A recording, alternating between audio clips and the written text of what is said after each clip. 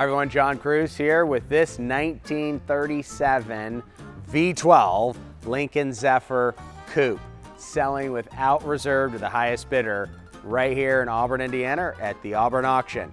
And this car is something that I think all of us seek out. It is quintessential in its design. Everybody loves a Zephyr Coupe, but we want as collectors to get a car that's special, that's unique, that's important.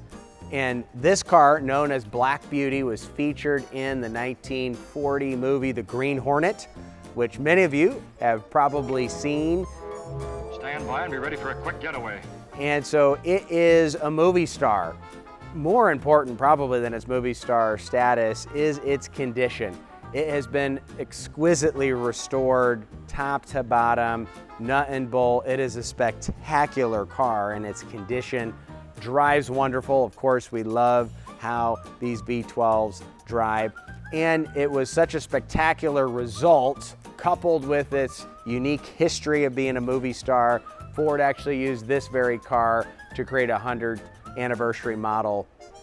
So we believe this is the most important 37 Lincoln Zephyr out there.